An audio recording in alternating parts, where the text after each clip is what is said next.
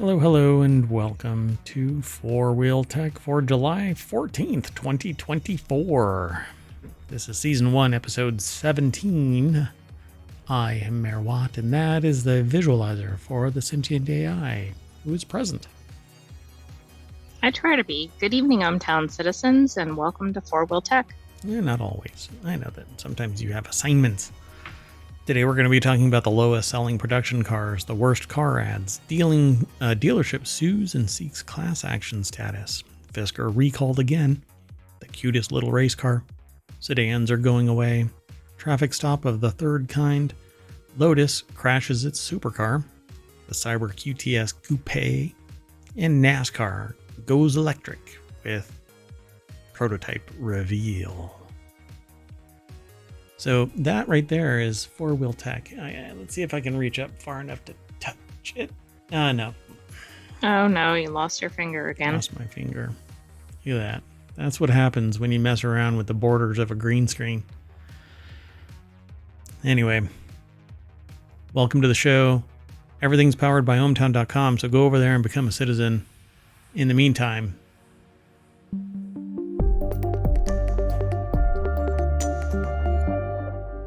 how about that? Hey, while we're at it, let's get this out of the way. If you type in exclamation FWT in the chat over on Twitch, you'll get the show notes. I need to go and look on the live stream on YouTube if it's actually posting over there too, but I don't know. I never have the YouTube chat open in real time. Although I get to see it both connected at the same time. Anyway, if you are over on YouTube, hit a message.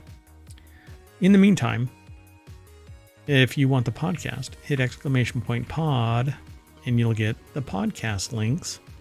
And if you want all of the show note commands, you can type in !show notes, and that will give you all of the commands to pull the latest episodes show notes for that show. Okay, we've got 7, so pick and choose. Broad swath of topics from general news, like non-sequitur news, to technology about hacking reality, so we call it Reality Hacker. And if you want gadgets and gear, Wanted. And if you are into gaming, WarCrafters.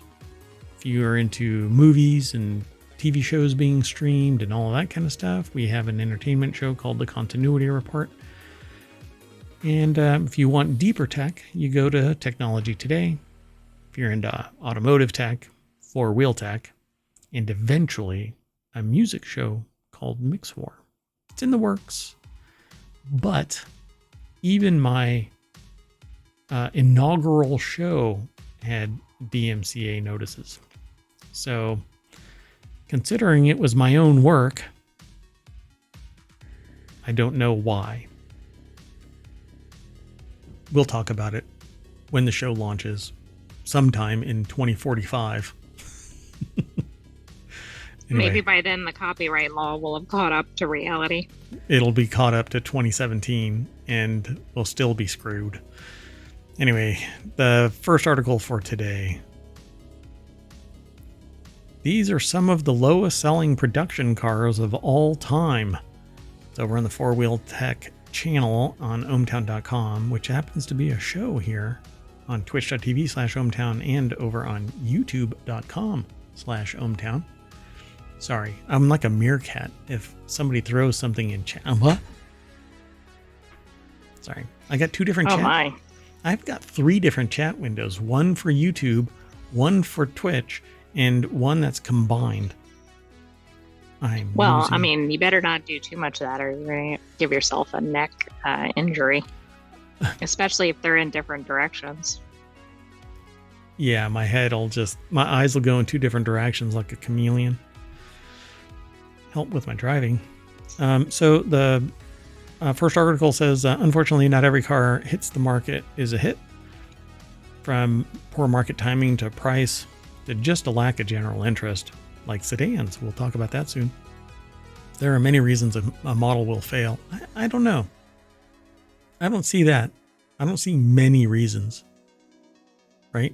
Like It should be either like aesthetics or price would be two reasons. So If it's aesthetics, poor drivability.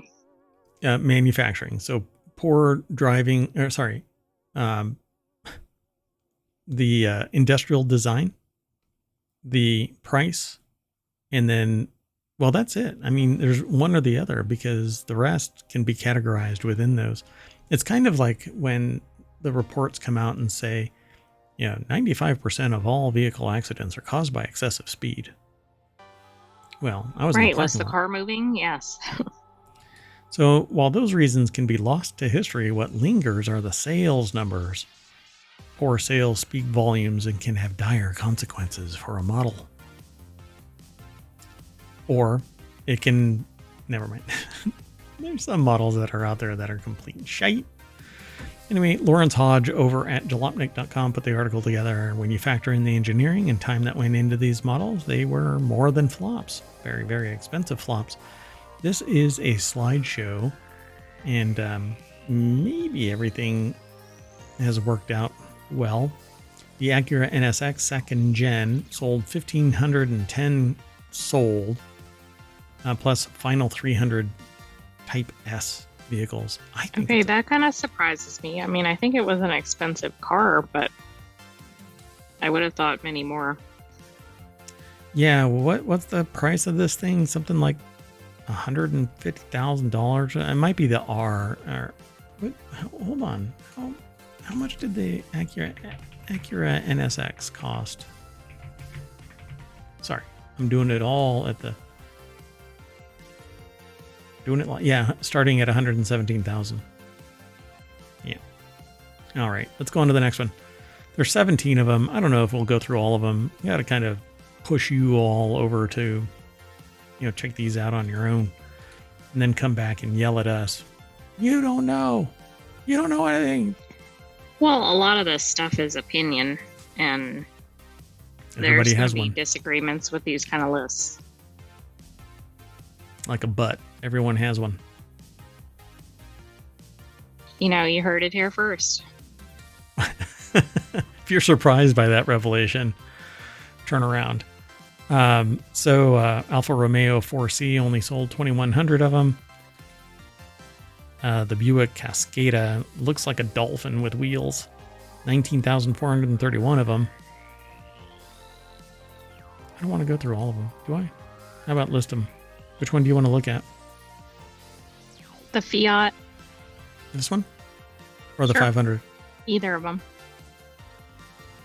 Oh. No way. This can't be the Fiat 500L only sold 5,700 of them? I don't think What? that's the model that you see driving around a lot. Yeah, just the two-door one, right? This is the Fiat Fat. Yeah. Yeah, it's like the wagon, even though it's kind of ridiculous. Because the it's Fiat. not a wagon size. The Fiat Thickle. Because the 500L, I think the L means fat. Anyway, it's a four-door Fiat. Only sold 5,700 of them, now rounding up, being generous. The Fiat's weird Italian MPV thing was introduced for the 2013 model as the brand tried the mini playbook, introduced variants of a single model as different models. Buyers didn't seem to be interested, though, despite being on sale for 7 years. Less than 6,000 were ever sold. Isn't that what I mean, others might name it as a different model, but is that really any different than if they called it something else from a different manufacturer? I don't know. I don't know. That's weird. Why would they? I mean, the 500L, it's like the sports model having an S. Right, exactly. And I think like the Mini, it does use different names for some of their variations, but some of them aren't. Yeah, I think there's a bigger problem here, considering the Fiat 124 Spider only sold 15,778. The market for cheapish two-seat Italian roadsters can only be so big, right? It sold 15,000. You'd think that it would be a good excuse for the 124 Spider selling less than 16,000 over 4 years. That doesn't even seem possible. I think it's the name. How does it have so much? Like, how does it exist? There must be vehicles. How does from the Fiat. manufacturer exist? They must sell a lot of their regular model. Yeah. Hold on a second.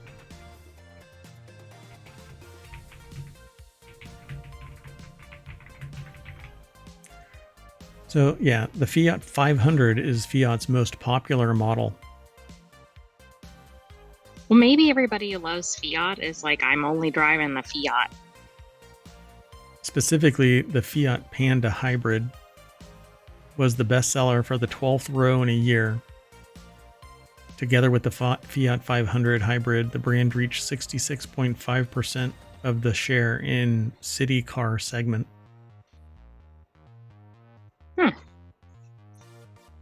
Wow. Wow. Sorry, I'm distracted. Okay, so everything okay? Okay. And the Kia Borrego looks like the ugliest vehicle you could probably put on wheels. Yeah, that's just not a win. Yeah. Well, I'm glad that they dropped it. Anyway, go check out the rest of them. Looks like a fun article. The next article is... But it's really kind of astonishing, except for a couple of the cars we looked at. I'm sorry, we'll back up. Like what? What do you mean? Well, some of these cars are major manufacturers, and you just think they would have sold more. Yeah, for sure. Yeah. This is the Hummer H3T. We just backed up a little bit. That's okay, folks. Don't worry about it. Jaguar XE. How many did it sell? 21,000 over its entire run. So, wow. Let's see. Debuted in 2016. By the time XE hit the market, everyone else, including newcomers like the Genesis G70, pulled the plug in 2021. Just 5 years, and it only sold less than 21,000. Kia Borrego just looks ugly. That thing should never have hit the market. And by hit the market, it was like the ugly tree. Pontiac GTO. Well, we just lost the Kia Borrego or whatever. Oh, yeah, all of them. Sorry. All the people. I'm sorry. Yeah, it's okay. We didn't want them as a sponsor anymore. Their sales are low. So the next article is over in the Mobile channel. 15 of the worst car ads ever made. I so wanted to see all of these. But let's see. I don't know if it's going to be just a single car ad or a video or whatever. I know. I'm not sure. QZ and put plus, the article I don't know how much without audio, but it seemed interesting. Bradley Brunell from Jalopnik put the article together, but it's published at QZ.com, which is the home of Quartz. There is a slideshow, and they're all videos.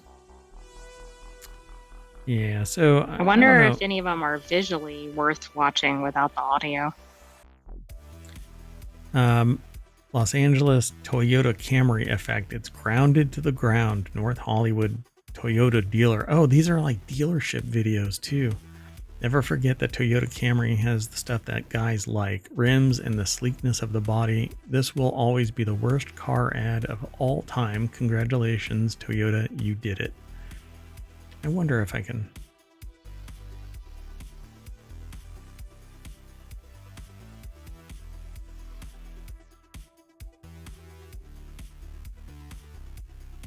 Oh, hold on. Sleekness to the body, and then had the Bluetooth and the navigation that Diane really wanted. And it was I'm getting the audio, so it felt really grounded to the ground. Grounded to the ground? Yes, grounded to the ground. See their story and more at the Camry Effect. Camry from Toyota.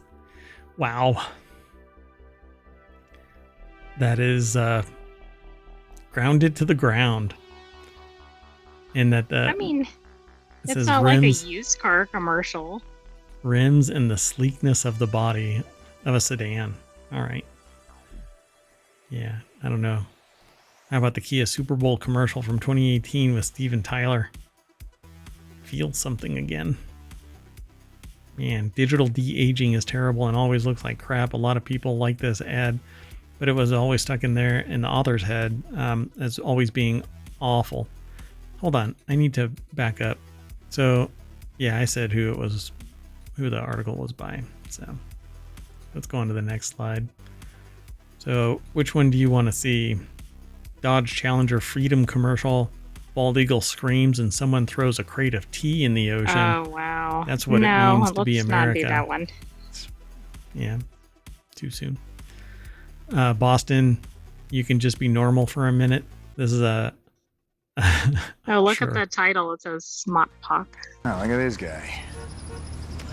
Hey, Rachel, how are you? Hey, good. How are you? He's not getting that car in there. No, sir. Look at these two troublemakers. Hey, Johnny, how are you? Wicked car. Is that new? Yeah, it's a Sonata. Let me pack it. Oh, you're not fitting your car in there. Chris, stop being a smarty pants, all right?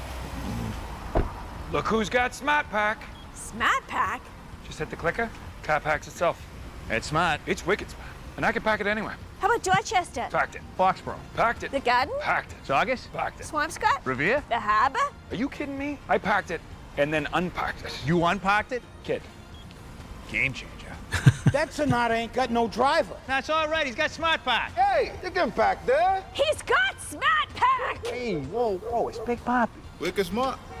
This is a ghost car. A better way to park. Only available Okay, on the that's a all-new good Sonata with commercial. remote smart parking. All right. Go and check out the rest of them. We can't watch all of these. We'll be here until 2 a.m. So this next article is over in Four Wheel Tech. GM dealership sues CDK over business disruption and seeks a class action status. Fowler Buick GMC of Pearl, Mississippi, sought to have its lawsuit work on behalf of U.S.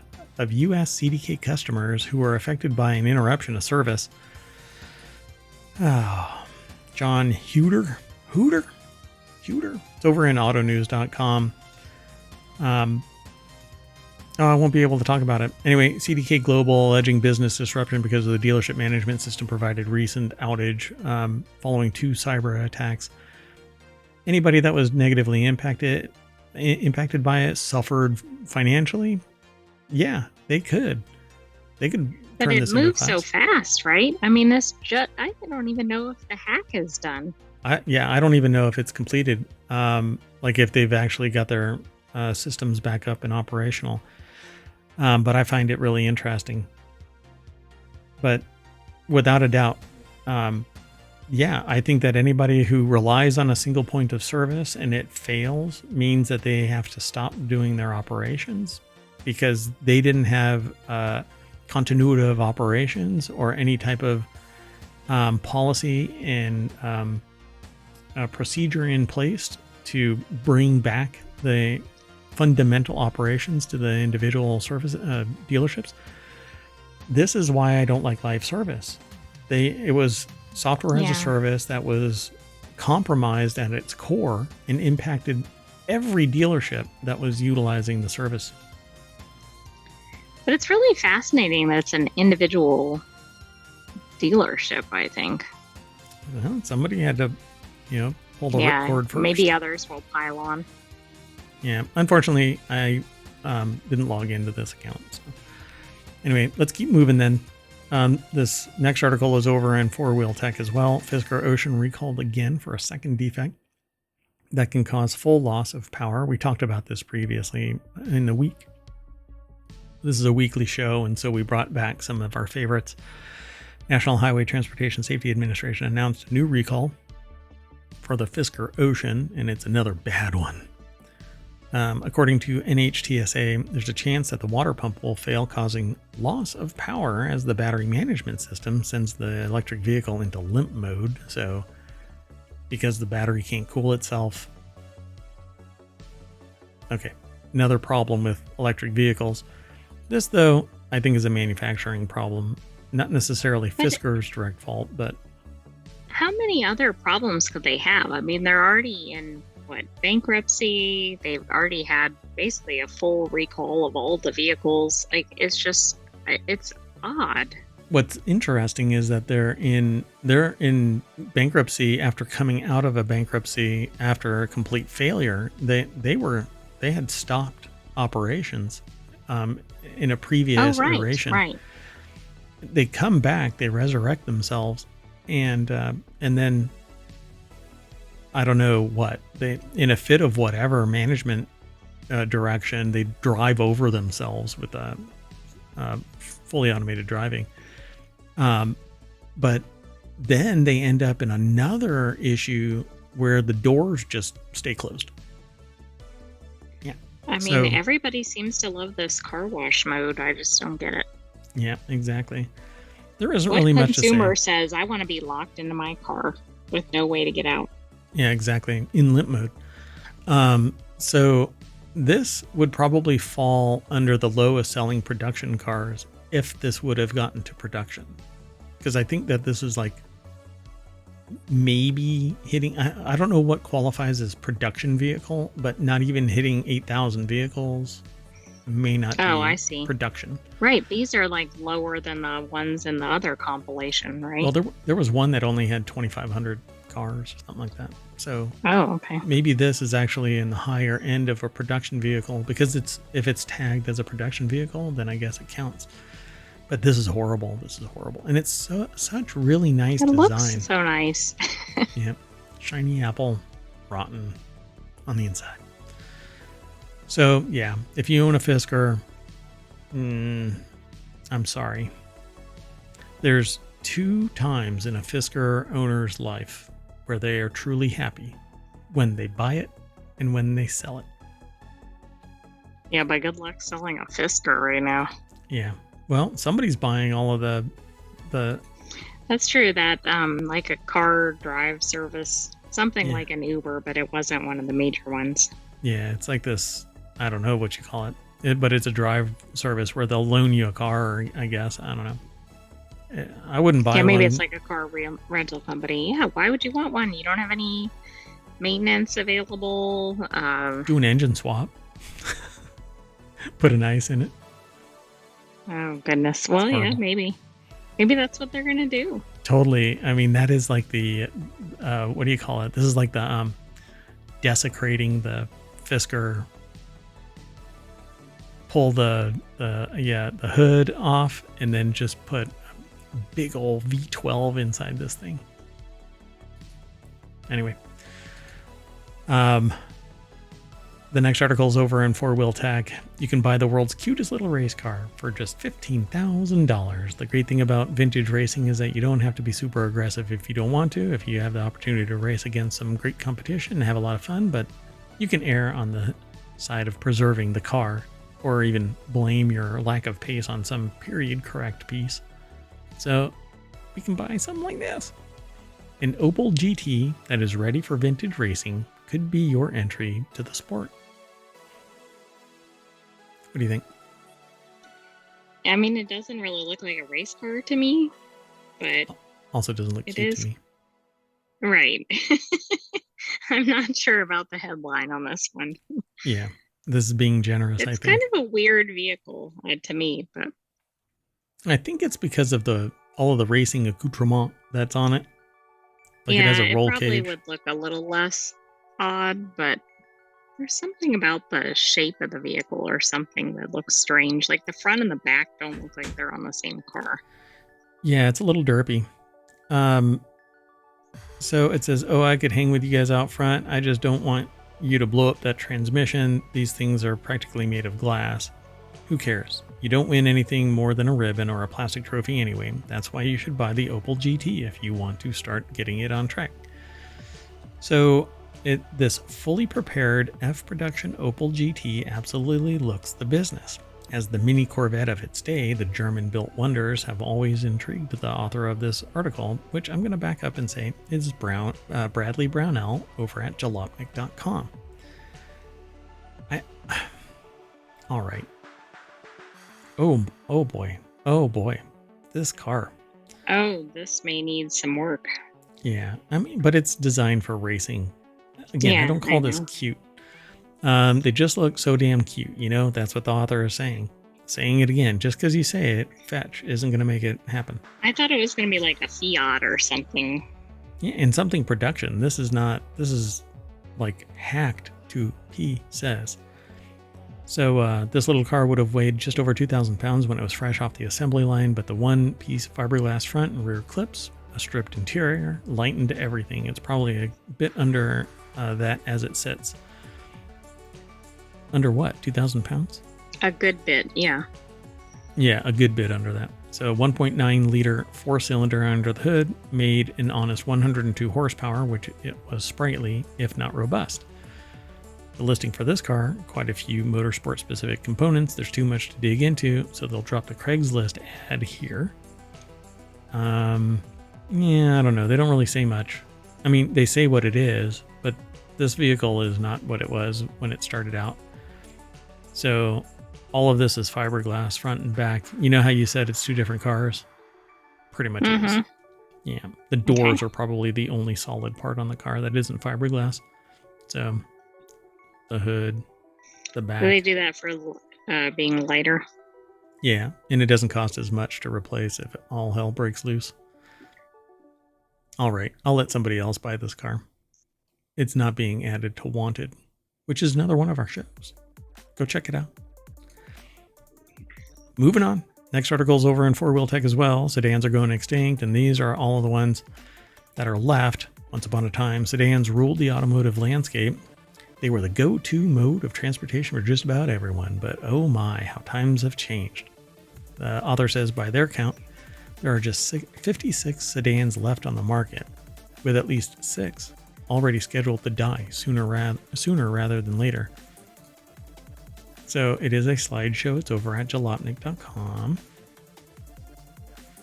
What? There might be too many to go through, but we can pick some of them. You can take a look. Oh, there's 27. So Andy Kolmowitz over at jalopnik.com put the article together. The deck statement says, once one of the most popular vehicle types on the market, the humble sedan is pretty much a niche product at this point. So we're going to start the slideshow. Acura? It just says Acura. Oh my gosh. Well, it said the model under the photo. Yeah, I know, but all they're doing is listing the ones that I know. the You'll manufacturers. have to yeah. So which one actually looks kind of interesting? There's some of these seem a little more exotic, like Maserati comes across as exotic. Rolls-Royce. Well, let's Porsche. look at that one. But Rolls-Royce? it's probably not what we're thinking of as yeah. Oh, great googly moogly. This is the Ghost and the Phantom. The Cullinan and Spectre may be slick, but nothing says Rolls-Royce like a big-ass sedan. Yeah, and this is the Ghost and the Phantom. Well, I guess Rolls-Royce has 2 models left that are sedans. This is probably one of them. Yeah, I think that's the Phantom. But great googly moogly. I mean, this thing, if it wasn't for kind of this odd back portion of it, I think that this thing is a beast. This is another one where the front and the back of the car don't match. Yeah, really. It's like right here. Like it's boxy on the front. Yeah. If they would have done the same in the back, who cares about aerodynamics if you're driving this thing? All right. Let's see. I don't care about Tesla. Bentley. Yeah, that's boring. How about the Audi? Oh, they have several. Oh, wow. Yeah. Well, the A lines, yeah. And the S. A3468, S3468, the e-tron GT, RS e-tron GT. You know what? They might be one of the major manufacturers keeping sedans in business, because look how many they have compared to the other manufacturers. It says Audi is really sticking it to the same design, different size philosophy. If you like that simplicity, this is a real winner. I, on the other hand, the author, not me, wish that there were more ways to tell A4 from an A6 from an A8 rather than just the size. But that is what the difference is. So why, as you move up the rank, it's different. Bigger. Yeah. Oh, well. Yeah, there's a lot. See, Toyota's, it's got to be the most boring sedan. Camry, Corolla, Crown. Corolla is probably the nicest of it. Let's see what else. Let's see what the Porsche has. I didn't even know they made a sedan. Well, that looks pretty nice. Yeah, I like their sportier models, though. Oh, the Taycan. It's a 4-door. But if you open up the back of the Taycan and try and sit in it, you better be a 6-pack. Size of a toddler? I don't know. Okay, Anything maybe. other than They might be cramped. Yes. Anyway, sedans are going away, folks. And so are we. Moving on. Next article is over in 4-Wheel Tech. Oklahoma State Police do a traffic stop. It becomes a close encounter with a flying saucer. Going to move on over to the source, autoblog.com. Chris Teague. Deck statement says, the truth is in there. Underneath, it's really a Geo Metro. He got pulled over, Okay. and it's a UFO. For those in the podcast, it actually looks like a UFO. It doesn't look like a car. It does not look like a car. That's indeed. So it's not hard to find weird homemade cars on America's road, but they're not always there legally. A pair of motorists recently found that out when the Oklahoma State Police officer, pulled them over in their flying saucer car, which appears a pop-up God bless America. The pop-up cockpit dome and shiny body panels. So built on a 1991 Geo Metro, the car truly resembles a flying saucer on the road, although it's not round, it's kind of ovoid. I mean, I guess it's following the original car frame. So apparently, the builder, Dennis Bellows, studied the rule book during his build. He couldn't account for every traffic law. The driver, Steve Anderson, committed a lane violation, leading to a warning from the officer, who was the 4th cop to stop the saucer on its drive from Indianapolis to Roswell UFO Festival in New Mexico. Anderson said he'd loved aliens since he was 8, inspiring him to pay Bellows to build the odd creation. That's pretty cool. Oh, they're wearing glasses alien that are attire. yeah, they're wearing alien Wow. glasses that make them look like a gray alien. With those Okay, big how old many black times eyes. do you get a traffic stop and you get like a selfie with the police officer? Yeah, it's usually a mug them. shot. That's pretty funny. All right, moving on. Next article's over in 4-Wheel Tech as well. Look, our vehicle doesn't have any brakes, so after a few minutes, just got to keep on going. We'll wait for the state trooper to puncture our tires with a spike strip and stop us. So this next article is over in 4-Wheel Tech. Lotus immediately crashes its 2,000 horsepower Aviha X prototype at Goodwood Festival of Speed. So the time attack slanted all electric Lotus Aviha, I think it is, X prototype. Maybe it's 10. Crashed directly into a wall on the driver's right as it was leaving the start lane for a run up the hill at Goodwood on Thursday. Oh wow, I wonder how much the prototype cost. Well, we're going to talk about it because that's what it looks like. It was immediate off the start. Lit the tires up, crashed into hay bales, destroying the front end.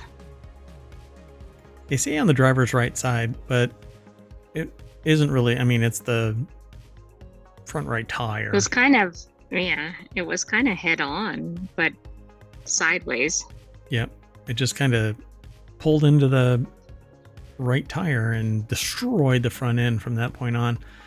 It looks like the tires kept on spinning. Yeah, it lit up the tires way too much. So it was a hard hit for the electric hypercar as it left the start line on Thursday. Bradley Brownell, again, put the article together over at jalopnik.com.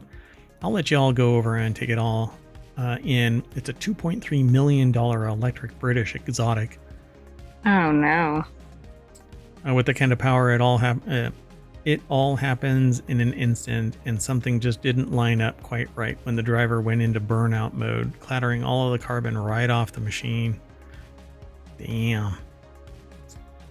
So this is probably embarrassing for whoever was driving the car, but it is listed on the official entry as a demo and no driver is attributed to the car. The Viha X, or 10, was driven to the third fastest time in history at the Nürburgring by sports car racing icon Dirk Muller, who probably should have been driving this car. Who knows? I don't know. Stuff happens. The event broadcast refers to him only as the driver because they probably are embarrassed and spontaneously combusted. They their probably soul don't want left their body. name all over the industry. Yeah. Although I'm sure it's out there. I don't want to click on the comments because they might actually name it. Anyway, the standard Avia entered at Goodwood is listed with Multimatic driver Scott Maxwell on board, so it's possible he was in the car as well. The event broadcast refers to him only as the driver. So is this actually Wow. it? I'm not playing the audio. Oh, I guess it's... Oh. Boom. I'm willing to bet that the throttle stuck. I don't know, but it did veer to the right immediately. Yeah. I'm pretty sure that the moment that it lit up its tires like that. Yeah. Oh, there's So definitely a driver in there. Oh, yeah, for sure. The announcer actually says it. You know, this is computer software issue, not the driver. Because basically they hit the accelerator and this thing just spun, lit the tires up with zero control. So once they go liquid like that, you don't have any traction and it's just wherever your tires are pointed. And if you can't control it at all, you're just going to get driven into the fence. So kind of a pisser. All right, folks. Moving on. Next article is over in Four Wheel Tech. MG Cyber GTS Concept is a gorgeous coupe version of the electric convertible. By the way, I say coupe. It's coupe here in the States. Everywhere else, it's coupe. Well, then it depends on where you're listening from. So Zach Palmer over at Autoblog.com put the article together. The coupe sees its reveal at the 2024 Goodwood Festival of Speed. This one actually left. The other one got towed out. Now, I'm sure that this one got put on a car carrier and carried out too. Not in as many pieces, but that's okay. MG Cyber GTS Concept is a gorgeous coupe version of the electric convertible. What do you think? It's hard to explain what these things are. And this is another one where two different cars in one. For the powertrain, it stands to reason that MG would offer similar single and dual motor versions as it does at the convertible, should the Cyber GTS make it to production. As a reminder, the Cyberster is all electric. The author says we'll be able to see just how quick it is too, as MG is sending the concept up the hill at Goodwood.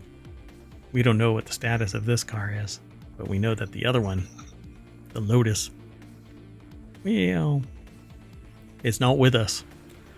Anyway, this is the concept vehicle. It has a weird butt. You know? Yeah, it doesn't match the front of the vehicle. It has like a bulldog kind of rear end.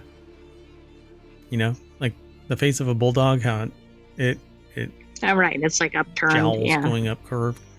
Yep. It's interesting.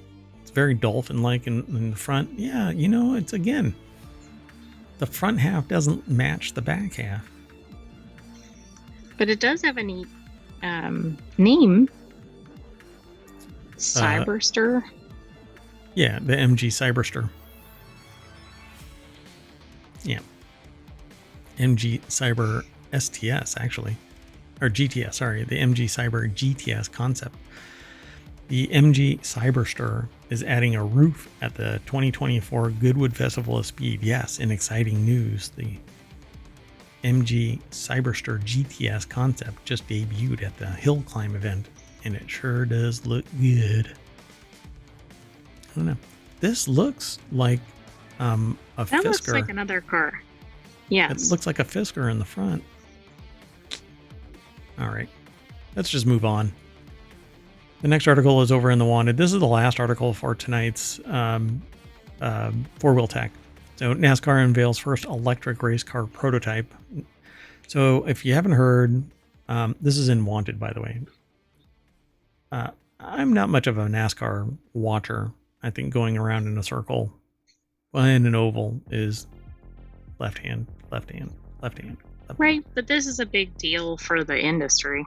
Correct. And I'm on board with NASCAR recently unveiled its first electric race car prototype at the Chicago Street Race, marking a significant step toward its goal of going all electric by 2035. NASCAR going all electric by 2035. I mean, can you even imagine the fans getting on board with that? I mean, I think it's great if it happens. How is that? We're 10 years away from all electric vehicles in NASCAR. Based on the Goodman race, I'm not sure we're ready for that. Yeah, but come on. There are so many people out there that got bent out of shape that Miller did some single can partnership with somebody because it's different. Now they're going to do it. This is going to be like, whoa, don't bring this, you know. Yeah, there's no way in hell that's going to happen. Anyway, this $1.5 million prototype developed in partnership with ABB, Chevrolet, Ford, Toyota is part of the NASCAR Impact Program aimed at reducing carbon emissions, and the initiative seeks to gauge fan interest in electric racing and its future potential. I can tell you. Let me gauge it for you. Not. That transmission has stripped. Go look at Wyoming. Anyway. I don't think they do a lot of NASCAR racing there, but yes, I get your point. So NASCAR unveils the first electric race car prototype. It's over at ubergizmo.com. The author is Paulo Montenegro. $1.5 million prototype. Tested by NASCAR driver David Reagan at Martinsville Speedway in Virginia, the electric race car demonstrated impressive performance, coming within 0.2 of the average time of a V8-powered NASCAR racer.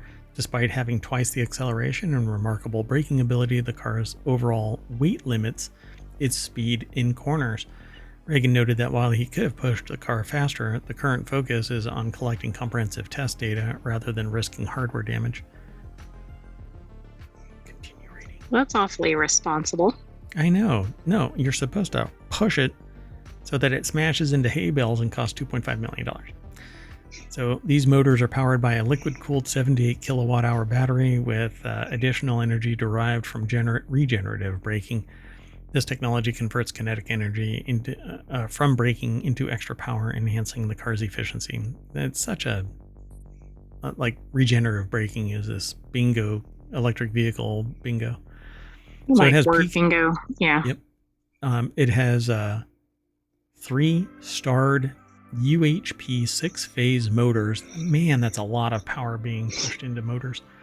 One at the front, 2 at the rear, producing a peak output of 1,000 kilowatts. Huge amount of power.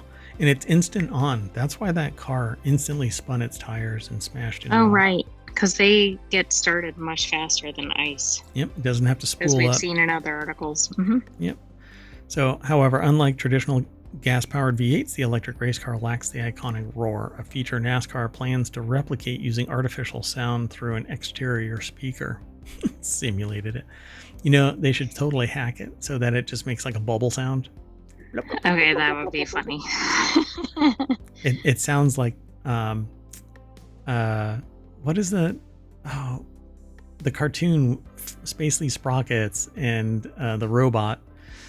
The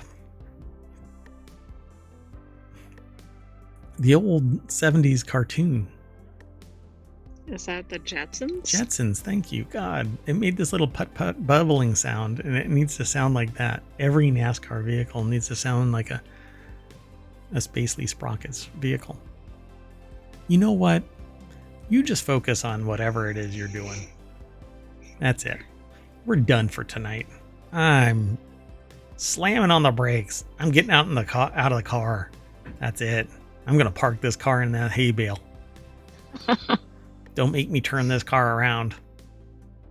Anyway, honestly, I'd watch NASCAR if it was all electric, but come on, just let the tires make the sound. Just get really high resolution, high definition ASMR style microphones so that we can hear it really cool. I don't really care about the loud. I want it automated driving, fast as hell, and then sell tickets for passengers to be in it. So it can, I mean, it's automated driving. Just go. But not with the hay bales. Do you think that's what it was? Electric cars are attracted like magnets to hay bales? Yes. I found the flaw. Oh my God. Hey, guess what? Show's over. I'm Mayor Watt. That's the Sentient AI from the future. Good night, ohmTown citizens. Oh. You didn't get us back to the main page. Oh, all right. Okay. Since there's zero torque that has to be spun up by a turbo in my electric vehicle, I'm going to smash the gas pedal or the power. And look, oh, we're back already at 4-Wheel Tech. And I'm going to refresh this to see if anything new has come in. No. What? We don't have that much news coming into 4-Wheel Tech. I think it's because of the weekend. I think the weekend is always slow. Sundays is. That's why we do the show on Sunday. No, that's not why we do the show on Sunday. Anyway, that's it, folks. We will see you next week for another 4-Wheel Tech. Oh, I'm stepping on your lines. AI, save me. Well, I already said goodnight, ohmTown citizens. So be back tomorrow. We'll have a non-sequitur news episode for you at about 8 p.m. Eastern. Our production value is at an all-time high.